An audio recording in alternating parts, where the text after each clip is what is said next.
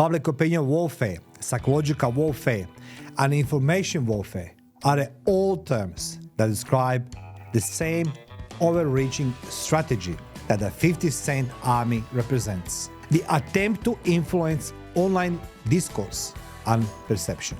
China is not alone in using this tactic. Several international organizations and governments have faced accusation for such tactics, albeit to varying degrees, of course. I know you singing, "Take me to the candy shop."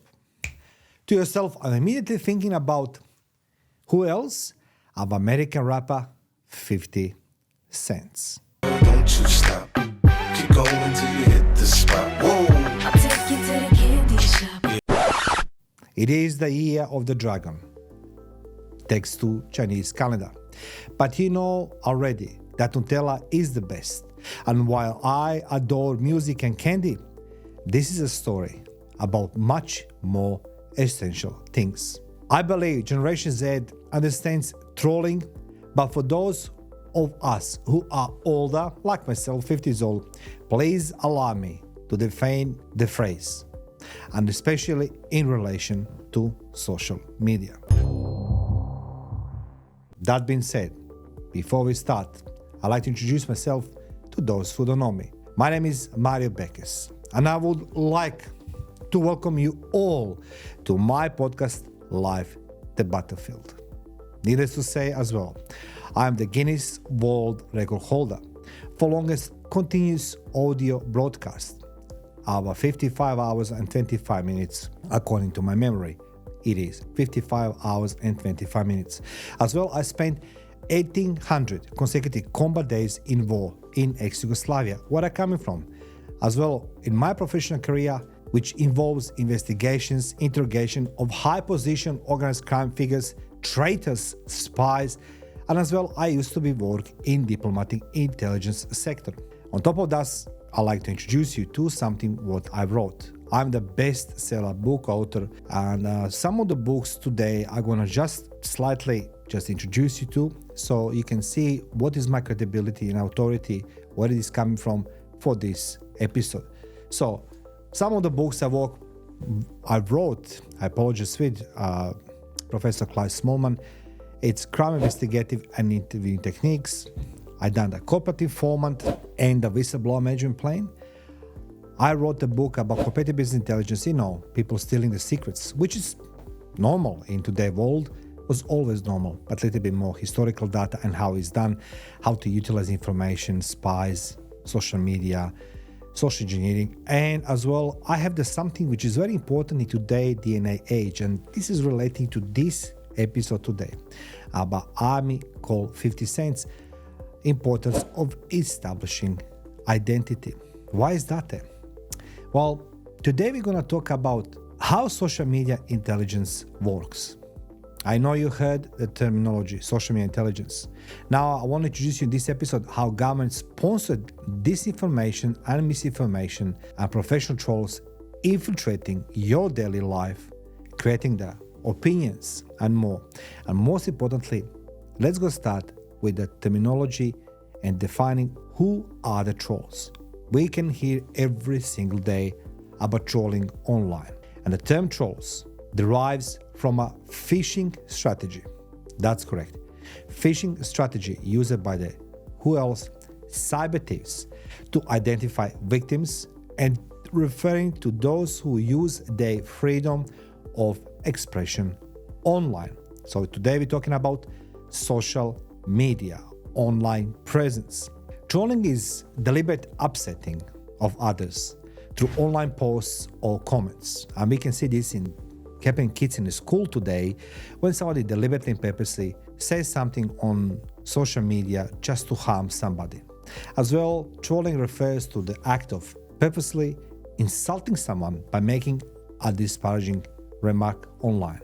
Trolling is a sort of cyberbullying in which someone posts unpleasant or harassing comments on social media with the purpose, I want you to remember this, take the note, of dehumanizing or degrading the target. Dehumanizing and degrading. That's the purpose of trolling. Trolling has significant influence on victims' mental health. Absolutely. Nobody loves to read the bad things about them online and thinking who else saw that. Of course, with the worry and despair being some of the results. Trolls thrive on attention. That's the day goal. Ask yourself a question. What if the government employ trolls? I believe you have already seen or received several gifts or personal comments on social media. Sometimes this is like, sometimes it's a comedy, sometimes it's a genuine. But what if you go getting some comments by people who has a pseudonyms like TZ_Briley 554, Leonid 142908, or Truthseeker 54? But if you look closely, they don't have any followers, and they are guys who's gonna come on your profile. Yes, to troll you, because they're paid, because the government sponsored. However, with a closer examination and more inquiry, you will discover that this question is not that harmless. Today we're going to talk about China 50-cent army. And this tale is about those trolls from China. China has been mentioned in negative context for last couple of years, and there is a reason.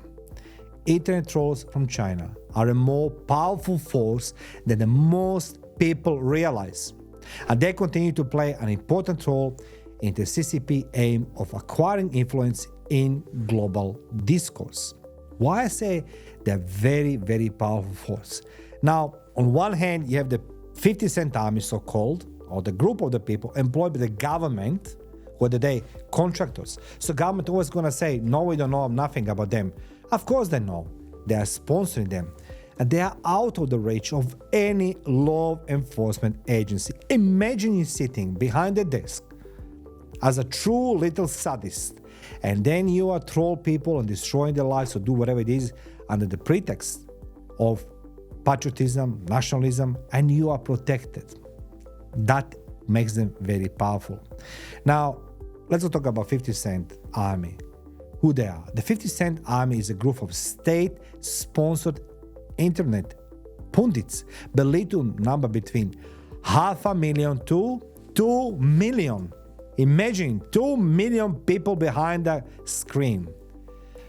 Well, the story behind all of this, which claims that the government donates 50 renminbi cents for every pro-China post, has long been debunked. The Chinese National Army is summoned to take part in endless parades and public celebration and every major public event in China. And no question asked, I believe you have witnessed at least one Chinese military march. Not North Korea. They're very similar in what they do while they're marching and parading. However, there's another type of army operating on the internet. Wu Mao, which translates to 50 cents in Chinese, is a common slur online. An official state media has recognized the existence of government operatives posing as ordinary patriotic internet users. I want to bring you a little bit back into the past. I was born in Yugoslavia, then communist country, and the moment when you are born, you've been introduced to that so-called communist system, and even people have bad perception about communism. It's not that was being trumpeted 24/7. You must remember we live in different times. There was a one TV in the street, and I remember when we got the TV in our house, my God, we could only watch the news, nothing else. So the media was always present in our lives.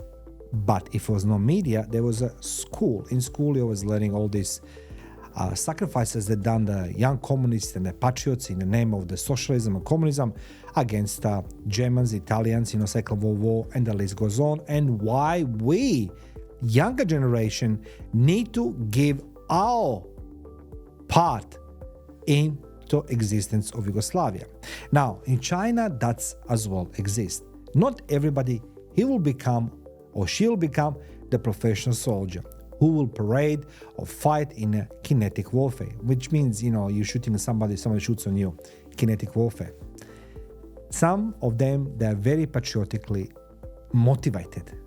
but they have no maybe capabilities, health, or some other reasons except know how to use the internet. And Chinese authorities, of course, they are embrace them. They use the same technology, methodology, what the West using for the marketing and sales, they're using against themselves. Every year, Chinese authorities publish 448 million fraudulent comments on social media. 448 million per year. They are not only one dealing with this either. It has long been suspected that Chinese government employs up to 2 million people to covertly insert a significant number of false texts, including pseudonyms, and into the steady stream of social media, making them look to be true ideas of ordinary people. When I say they're using pseudonyms, that's mean the nicknames, they're inventing something, Let us be clear. From the start, the 50 Cent's army is not, as the stereotype suggests, a group of young Chinese people typing furiously in their parent rooms, in the basements or the attics, and rather it's a group of very, very well organized government bureaucrats who work long hours to fill positions purportedly held by regular citizens in unrelated fields such as taxation or sports management. That's correct. They are employed somehow in those fields. These state-paid operatives usually work full-time. They participate in ongoing debates and initiate new ones, write articles and post to influence public opinions, and receive daily instructions from authorities. How else? None of these guys or the girls in China just sit, as I say, in a basement, mommy basement or daddy basement, grandfather bedroom to write what they want. They've been instructed what to do. They may arrive before the news is released, on occasion respond to the occurrence. Now, they're not your typical trolls. They're not some my kid or your kid can experience with their own children in school. Those trolls. They are not typical one. They mostly fill the internet with a reasonably hopeful posts rather than discussing imprisoned dissidents or maritime disputes. Now, if you put all this together and you do analysis, and according to several analyses, there are very few positions held by members of the 50 Cent party in the Chinese government that are subject to criticism or debate. That is correct. According to the study, authors the enormous clandestine operations purpose. It's what? It's to continually redirect public attention, alter topics, and encourage the public to support the incumbent government. What does that mean? When we go into social media, I'll tell you something from my personal experience. I take everything with a big grain of salt. Everything was coming there. Some videos, AI, some topics and conversations are so very well manipulated, so very well written that you don't know it's a truth or not. There's a lot of truth, actually, to be honest with you, a lot of facts, but direction towards public opinion, it's enormous. So what does that mean? When we talk about this information, in the West, we talk with the West, like NATO countries or America, Australia, where I live, and New Zealand, people never being exposed to this type of disinformation, misinformation. And this is very simple because once we had a Cold War, everybody was shielding each other from possibilities or negative impact of the news and media, except saying somebody's a bad guy. When the Russians invaded Afghanistan in 1980, America says, oh, Russians are bad guys. When the Americans go in Vietnam and try to help the South Vietnamese government to rule the North Vietnam, Russia says this is bad. And that was always. However, you need to understand one thing. Disinformation is always government-sponsored act and operation to destabilize the country. It can be against individual or against a group of people. Misinformation, it's nothing else, it's hearsay. I saw something and then I said something to my son or to you, I miss a couple words because of my poor English or misunderstanding. But the one thing it is, the West is very virgin to the misinformation and disinformation if it's government sponsored. Because in socialism, when I was living and working, we have been continuously taught what to look, how to react, and why to react on some particular news or particular, God forgiven magazines arriving in Yugoslavia. That is true. That was true. Now, but doesn't only makes Chinese the greatest users of social media tools, online trolling. Similar tactics for manipulating public opinion are used in where? Russia, of course. Why not? Russia is not excluding herself from that field, and American officials are also familiar with them. In the United States, presidential candidates routinely accuses one another of utilizing online troll armies through campaign, as we saw in a campaign election between the Trump and the Joe Biden and Hillary Clinton. Hillary Clinton, oh my God, fans openly boasted about their admiration for social media pundits who would quickly reply to severe criticism and phony stories with the 1 million. So people will pay the money, $1 million, to hear that story. Now, that is all to alter the public opinion. And how else you can do it's to redirect public opinion. Public opinion shift is not a fresh notion. It is a public policy. Remember, it's a public policy that is implemented by the other countries in addition to China. So China is not only one who is doing all these public opinions. Other countries doing this same. In truth, 50 Cent Army is just a platoon of much larger propaganda machine. They have 2 million people employing, almost 2 million people. All these encouraging posts reflect them. The bans most Chinese citizens from legally accessing social media platforms like Facebook, Twitter, and YouTube, as well as the news organizations like Bloomberg and the New York Times. Ask yourself why the China and Russia, they have their own internet platforms, their own chat channels and everything else. They're shielding their own people from the Western influence. While pro-government posts from 50 Centers made divert viewers' attention, other sections of the propaganda department were hard to filter out content that some find objectionable or contains specific keywords. That's it. You can't just let the software to run these things. You need to have the people, humans, real people reading and monitoring everything. Now, when the 50 Cent Army initially formed in the early 2000s, it dominated online debate in chat rooms, message boards, and comments are beneath articles. Let's just jump very quickly. And yes, you business people. Now, when I was working in the government sector, before anybody large was going into a foreign country to engage, let's just say from Australia and China. Hypothetically speaking, I don't talking about Australia, I'm living here. Hypothetically speaking, Australia sent every single business, Australian government sent every single business in China. Why? Because it's cheaper labor, it's bigger profit for companies. But one thing nobody was thinking at that stage, except Russia, North Korea, Cuba. These guys, they don't let these things play the minor role. What is that? Once you're sending corporations in foreign countries, are they delivering goods and services back to your own country? So Australians go in China, they open the factory, they bring the people, they employ the local staff.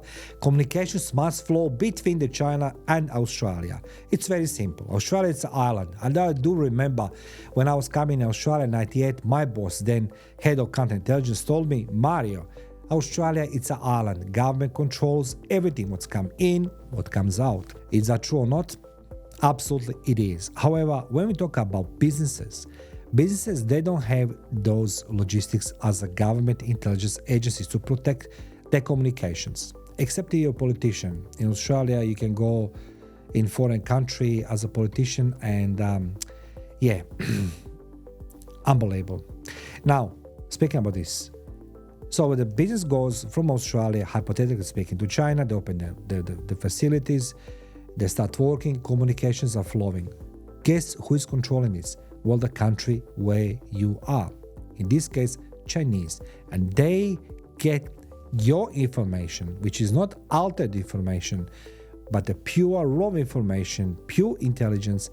Now put back into ecosystem, and they say, this is what the opinion it is, this is what's happening in Australia, this is what they're feeling, this is what they don't feeling. And now the 50 cents goes in overdrive. They join themselves into the chat rooms and they now start writing articles. Now their techniques may appear out of the date, and that's a good one. You know why? Given that the many millennials are continuously connected to internet via watches and phones. Weibo, a popular Chinese social media tool, has enabled everyone to converse online in real time. It's Chinese-controlled media. And that being said, 50 cents takes this step further. 50 cents never stop working. They're working 24/7 and they're reading, intercepting, and then commenting everybody messages. And that leads into disinformation and influence campaigns. You know the influencers? Yeah, put them on the side.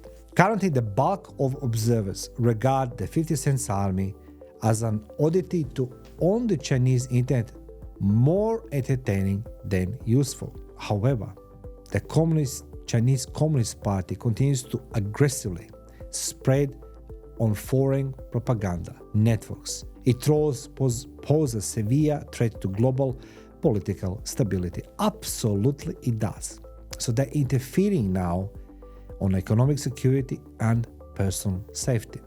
The truth is that the party-affiliated trolls are no longer just irritant, and their attacks are likely to grow in size and frequency. After all, aren't we all being locked down for 3 years? At least we are in Australia.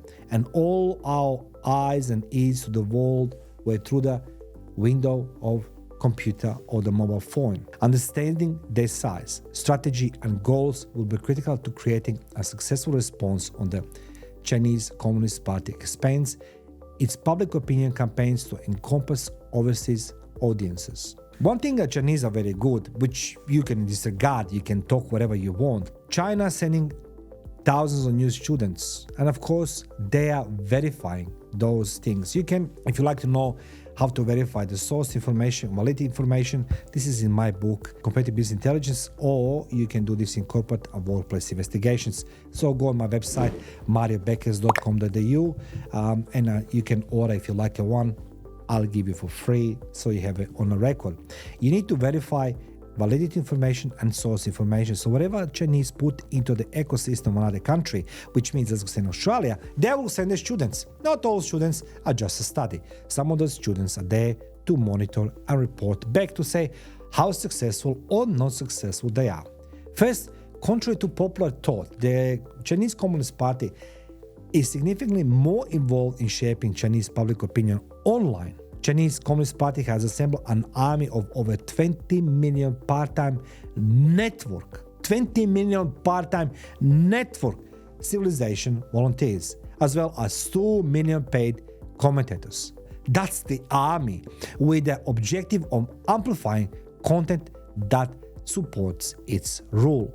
That being said, the majority of the volunteers are college students, as I mentioned before, who were assigned by the censorship bureau to oppose negative information in their spare time. Because they're volunteers, such as reporting on human rights violations. Now we had this COVID-19 pandemic and feminist activism. They're young, but what makes them dangerous? They're educated with an average age of only 19. I was at 19 when I was in a war already, and are willing to defend the party doctrine against those who disagree with it. So this 19 years old will defend the party. China 50 Cent Army spent the first 10 years of its existence primarily attempting to influence how the general population perceived social and political concerns specific to who? Of course, to China. Who else? Social media platforms continue to be the primary source of information in China. No question asked. And they're utilizing every single platform they can put hands on. However, in recent years, the Chinese Communist Party has begun to rely on its army of trolls to launch consumer boycotts of international what? Corporations doing business in China, as well as harassment campaigns against who else? Foreign researchers. Because now we don't need you anymore. As I mentioned before, they welcome them all in country. Now they don't need them. Finally, trolls are just one component of the Chinese Communist Party wider program machine, which is being built to expand China influence in global discourse. Thank you for watching Live the Battlefield. Feel free to subscribe, share, like, and comment. And let me know, what do you think about Chinese trolls and 50 Cent's army? How powerful truly they are. Thank you.